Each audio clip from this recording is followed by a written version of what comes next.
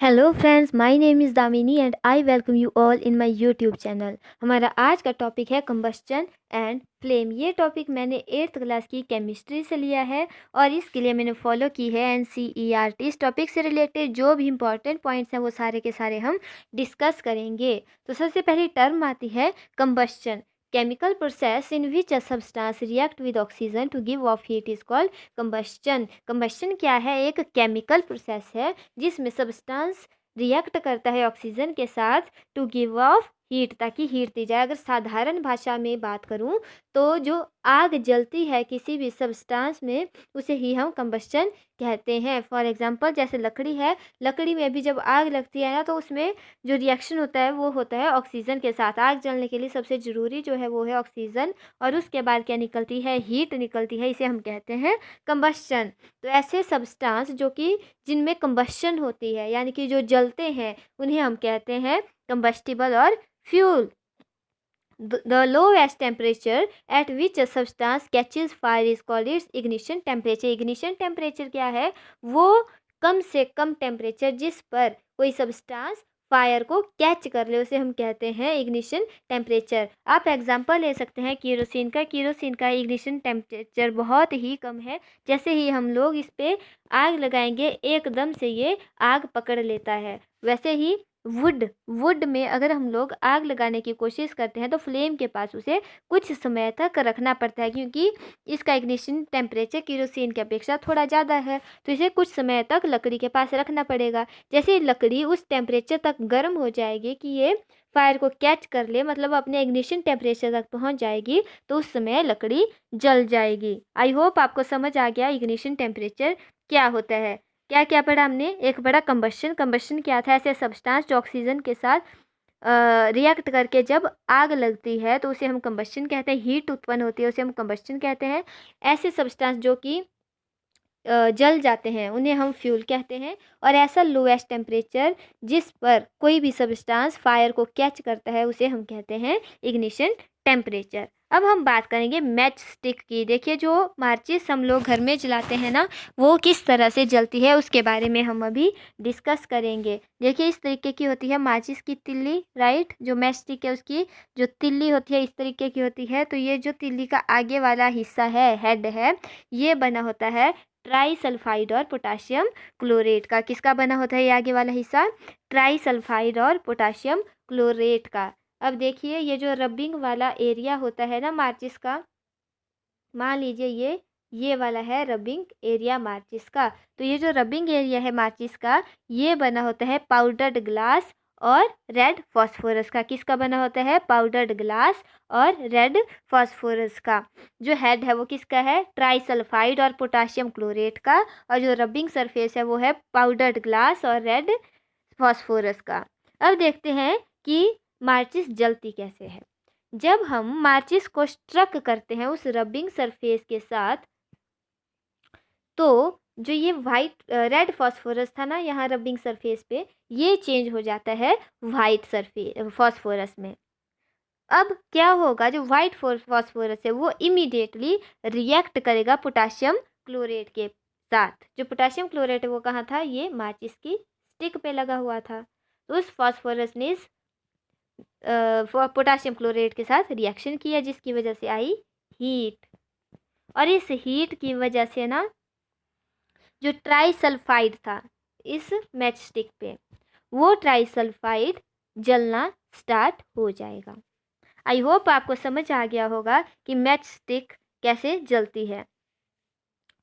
ऐसे सब्सटेंस जिनका बहुत लो इग्निशन टेम्परेचर है और इजीली जो फायर को कैच कर लेते हैं उन्हें कहते हैं हम लोग inflammable substances. For example kerosene. देखिए इसका बहुत लो टेम्परेचर है और लो इग्निशन टेम्परेचर है, ये एकदम से फायर को कैच कर लेता है, तो हम इसे क्या कहेंगे? Inflammable substance.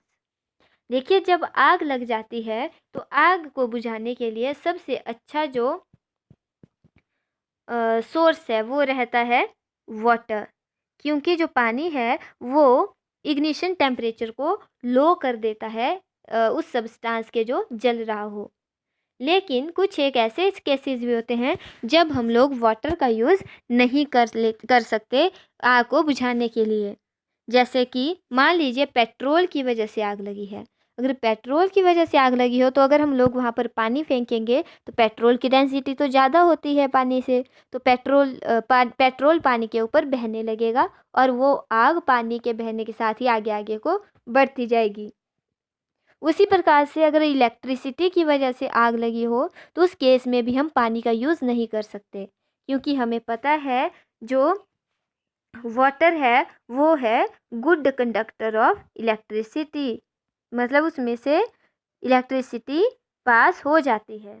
तो अगर हम लोग पानी को इलेक्ट्रिसिटी वाली आग में फेंकेंगे तो हमें करंट लगने की संभावना है, तो वहाँ भी हम लोग वाटर का यूज़ नहीं कर सकते। तो उन केसेस में जो बेस्ट फायर एक्सटिंग्विशर है, आग बुझाने का अग्निशमक जो है वो है कार्बन डाइऑक्साइड। आपको पता होगा कि सिलेंडर्स होते हैं जिसके अंदर गैस भरी गई होती है और ये गैस होती है कार्बन डाइऑक्साइड। जिस तरह से सिलेंडर्स में एलपीजी भरी होती है उसी प्रकार से इन सिलेंडर में कार्बन डाइऑक्साइड भरी होती है, इस पे ऊपर प्रेशर डालकर उसे कंप्रेस करके।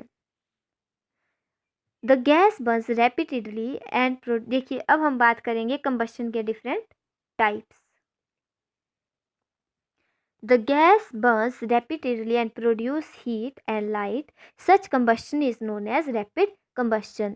देखिए आपने घर में ये देखिए गैस देखी होगी, जब हम लोग गैस जलाते हैं तो वहाँ पर जो आग जलती है ना वो बड़े सही तरीके से बड़ी रैपिडली जलती रहती है और हीट प्रोड्यूस करती है। तो ऐसी कंबस्शन को हम क्या कहेंगे? Rapid combustion. ऐसी कंबस्शन जिसमें रैपिडली बर्निंग होगी और हीट प्रोड्यूस होगी और लाइट प्रोड्यूस होगी उसे हम क्या कहते हैं? Rapid combustion. अब देखिए जो फॉस्फोरस है ये बहुत इंपॉर्टेंट है कि जो फॉस्फोरस है वो एयर में बर्न हो जाता है रूम टेम्परेचर में भी। उसको अगर आप लोग ऐसे खुला छोड़ेंगे ना एयर में, वो एकदम से आग पकड़ लेगा। तो ऐसे सब्सटेंस जो एकदम से जल जाएं बिना किसी रीज़न के, मतलब हम लोगों ने उसमें कोई आग नहीं लगाई, फिर भी वो एकदम से अगर जल जाते हैं तो उसे हम कहते हैं स्पॉन्टेनियस कंबस्शन। एक तो ये फॉस्फोरस वाला एग्जाम्पल हो गया और दूसरा एग्जाम्पल है कि जंगलों में एकदम से आग लग जाती है। जो घने जंगल होंगे, सूखे जंगल होंगे, गर्मियों के दिनों में वहाँ एकदम से आग लग जाती है, कारणों का पता ही नहीं चलता। तो वो आग किस किस वजह से लग सकती है? एक तो बहुत ज़्यादा गर्मी होने के कारण जो सन है, सन की हीट से जो वहाँ पर सूखी घास होगी जंगल में वो अपने इग्निशन टेम्परेचर तक पहुँच जाएगी, जिसकी वजह से वो एकदम से आग पकड़ लेगी और एकदम से आग लग जाएगी। दूसरा कारण हो सकता है ह्यूमन एक्टिविटीज़। हो सकता है आदमी ऐसे ही जो तिल्ली है या फिर आग का छोटा सा टुकड़ा ऐसे ही फेंक दें तो धीरे धीरे वहाँ पर एकदम से आग लग सकती है, जिसे हम स्पॉन्टेनियस कंबस्टन कह सकते हैं। Evolution of heat, light and sound during combustion is called explosion. देखिए जब हम लोग पटाखा फोड़ते हैं ना तो पटाखे से हीट भी निकलती है, लाइट भी निकलती है और साउंड भी निकलता है। इसे हम क्या कह देते हैं? एक्सप्लोजन, और हिंदी में हम इसे कहते हैं विस्फोट। तो 3 टाइप पढ़े हमने इसके, एक्सप्लोजन, स्पॉन्टेनियस कंबस्शन और रैपिड कंबस्शन। रैपिड कंबस्शन क्या था? जिसमें रैपिडली बर्निंग होती है। स्पॉन्टेनियस कंबस्शन था एकदम से जिसमें बर्निंग हो जाए, और एक्सप्लोजन क्या होता है? जिसमें हीट, लाइट और साउंड का प्रोडक्शन हो। The amount of heat energy produced on complete combustion of 1 kg of a fuel is called its calorific value। 1 kilo fuel को जलाने पर जितनी एनर्जी, हीट एनर्जी प्रोड्यूस होती है उसे हम कहते हैं उसकी कैलोरीफिक वैल्यू, और इसकी यूनिट है किलो जूल पर केजी, मतलब इसे हम मापते हैं किलो जूल पर केजी में। अब बात आती है ग्लोबल वार्मिंग की। Global warming is the rise in temperature of the atmosphere of the earth. जब हमारी पृथ्वी के एटमॉस्फेयर का, वातावरण का टेम्परेचर बढ़ जाता है उसे हम ग्लोबल वार्मिंग कहते हैं। This results, among other things, in the melting of polar glaciers, which lead to a rise in the sea level, causing floods in the coastal areas. Low-lying coastal areas may even be permanently submerged under water. देखिए, global warming से atmosphere गर्म होगा। जब atmosphere गर्म होगा तो मतलब जो ग्लेशियर है वो जल्दी जल्दी पिघलेंगे। अगर वो पिघलेंगे तो मतलब जो सी लेवल है वो बढ़ जाएगा। अगर सी लेवल बढ़ा तो जो कोस्ट लाइन में जो एरियाज़ हैं, कोस्ट लाइन के एरियाज़ होते हैं जो समुद्र के तट पर जो स्थित एरियाज़ होते हैं, तो वहाँ पर बाढ़ आने का खतरा। अगर वहाँ पर बाढ़ आई तो जो ज़्यादा नज़दीक होंगे कोस्टल एरिया के एरियाज़ ना, जो ज़्यादा हाइट पे नहीं होंगे, उनमें वो पूरी तरह से तबाह भी हो सकते हैं। यहाँ से एक और इम्पॉर्टेंट चीज़ आती है कि burning of coal and diesel releases sulphur dioxide gas. कि जब कोयला और डीजल जलता है तो कौन सी गैस निकलती है? वो निकलती है सल्फर डाइऑक्साइड। याद रखना है कि कोयला और डीजल के जलने से निकलती है सल्फर डाइऑक्साइड।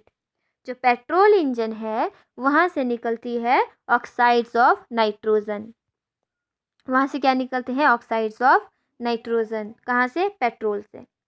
फिर है जो जो नाइट्रोजन और सल्फर के ऑक्साइड्स होते हैं ना, ये एसिड रेन कॉज करते हैं। कैसे? जो oxides of sulphur and nitrogen है, ये हमारे वातावरण में जो गैस है उनके साथ मिक्स हो जाएंगे, और जब बारिश के लिए जो पानी होगा ना ऊपर इकट्ठा बादल बनेंगे, उस पानी के साथ ये मिक्स होकर एसिड रेन करेंगे, जो कि बहुत हानिकारक है हमारे एनवायरनमेंट के लिए भी और हम लोगों के लिए भी। That's it for today's topic combustion and flame. If you like this video please like share and subscribe my channel. मिलते हैं नेक्स्ट वीडियो में। Thank you so much.